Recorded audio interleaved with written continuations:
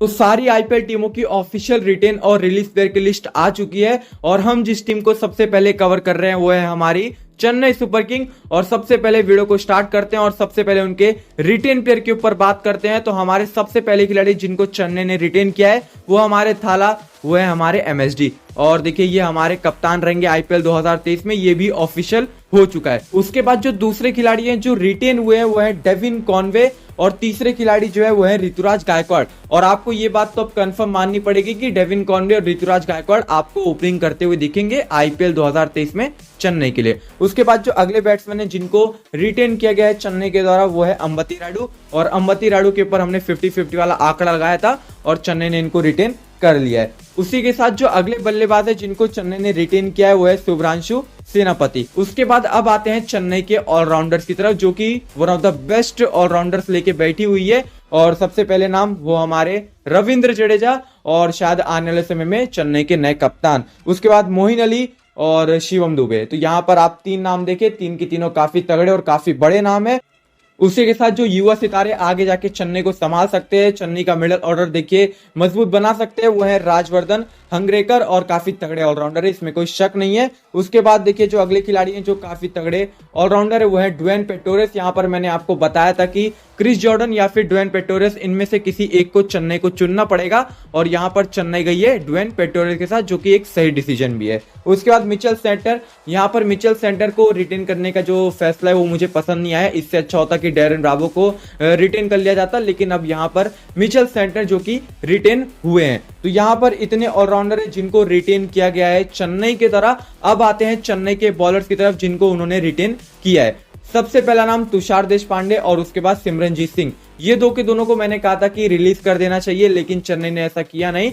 और एक तरीके से कहते तो वो चेन्नई का डिसीजन है, मैं कौन होता हूँ ये सब चीजें बोलने वाला। लेकिन दो के दोनों में से किसी एक को तो रिलीज कर देना चाहिए था।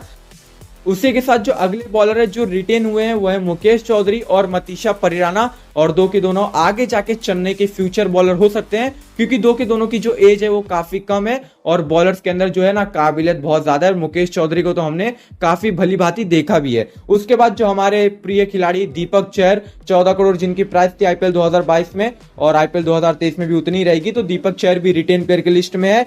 उसी के साथ प्रशांत सोलंकी जो कि रिटेन हुए हैं और ये भी युवा खिलाड़ी हैं और मैंने कहा था कि ये रिलीज हो जाएंगे लेकिन हुआ नहीं। लेकिन महेश टिक्सना जिनको मैंने कहा था कि प्लेइंग में खेलेंगे और ये रिटेन होंगे, ये बात कंफर्म है और ये चीजें कंफर्म निकलकर सामने आई हैं। इन सारे खिलाड़ियों को मिलाकर चेन्नई ने रिटेन किए हैं आईपीएल 2023 के लिए 18 खिलाड़ी।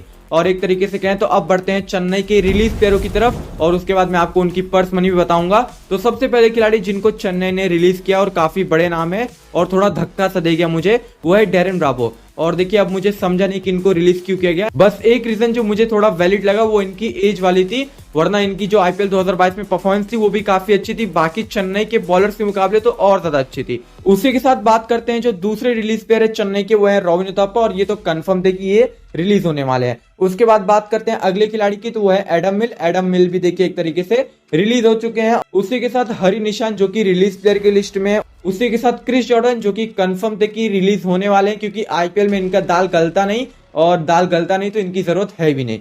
तो यहाँ पर उसके बाद जो खिलाड़ी हैं वो है भगत वर्मा जो कि रिलीज हुए हैं चेन्नई की तरफ से। उसके बाद केएम आसिफ जो कि रिलीज हुए हैं, काफी लंबे समय से चेन्नई के सदस्य थे, लेकिन अब चेन्नई ने इनके ऊपर से एक तरीके से कहें तो हाथ हटा दिया और इनको रिलीज कर दिया है। उसके बाद नारायण जगदीशन जो हमारे माही भाई के बैकअप थे और मैंने पहले ही कहा था कि चेन्नई किसी और को टारगेट करने वाली है माही भाई की जगह पे और इनको देखिए रिलीज कर दिया गया है। और डेविन कॉनवे तो ऑलरेडी अवेलेबल हैं जो कि एक विकेट कीपर बैट्समैन है।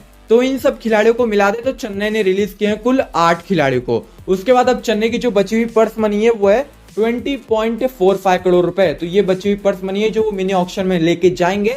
और ओवरऑल देखें तो चेन्नई की टीम काफी स्टेबल है, काफी मजबूत है। और देखिए कुछ कुछ जगह है जहां पे इनको अपनी कमियों को देखिए भरना होगा और आगे चल के चेन्नई के एनालिसिस वाली वीडियो में हम बात करेंगे। तो यहाँ पर इस वीडियो को यहीं समाप्त करते हैं। अगली वीडियो जो आएगी वो होगी एमआई के ऊपर, तो उसके लिए जरूर बने रहिएगा और चैनल पर नहीं तो चैनल को सब्सक्राइब कर देना। वीडियो पसंद आए वीडियो को लाइक कर देना।